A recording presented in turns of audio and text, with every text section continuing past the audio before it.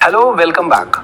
जैसा कि आप जानते हैं कि हमारा टारगेट NCERT अपना बेस स्ट्रॉन्ग करना है, इसलिए हम NCERT के मेन और इम्पॉर्टेंट टॉपिक्स को इन डिटेल समझेंगे।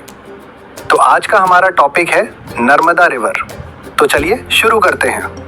नर्मदा रिवर को life line of Madhya Pradesh and Gujarat कहा जाता है, क्योंकि ये इन स्टेट्स के लिए पानी और इलेक्ट्रिसिटी का सबसे बड़ा सोर्स है। ओरिजिन, सबसे पहले बात करते हैं इसके ओरिजिन की। नर्मदा रिवर निकलती है मध्य प्रदेश के अमरकंटक प्लेटू से, जो कि माइकल रेंज पर है। अगर इसकी टोटल लेंथ की बात करें तो ये 1312 किलोमीटर लंबी है। ये रिवर 3 स्टेट से होकर गुजरती है। सबसे ज्यादा हिस्सा इसका मध्य प्रदेश में है, लगभग 1077 किलोमीटर।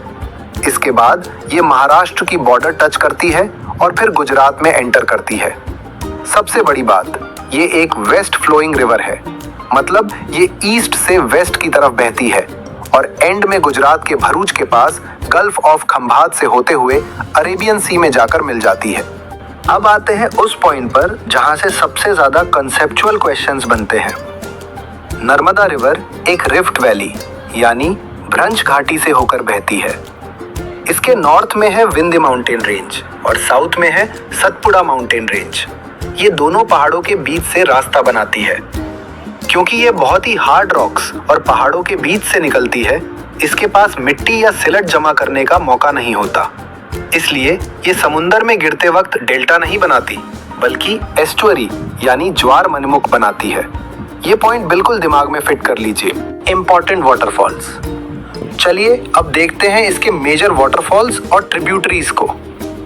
नर्मदा रिवर पर कुछ बहुत फेमस वाटरफॉल्स हैं जो सीधे एग्जाम्स में पूछे जाते हैं। एक्सेप्ट से फेमस है धुंधार फॉल्स, जो जबलपुर भेड़ा घाट में है।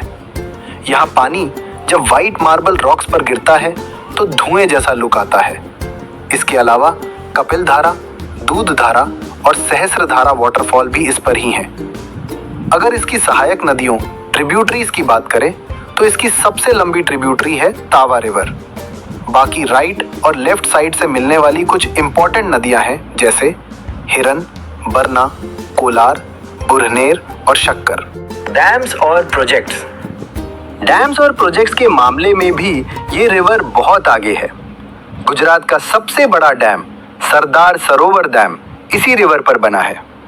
और आपको पता है, दुनिया का सबसे ऊंचा स्टैच्यू ऑफ यूनिटी भी इसी डैम के पास नर्मदा रिवर के साधु बेट आइलैंड पर बना है। MP के खंडवा में इंदिरा सागर डैम है, जिसके पास इंडिया की सबसे बड़ी वाटर स्टोरेज कैपेसिटी है। और हाँ, इस रिवर से जुड़ा एक बहुत बड़ा एनवायरमेंटल मूवमेंट है, जिसे हम नर्मदा बचाओ आंदोलन कहते हैं।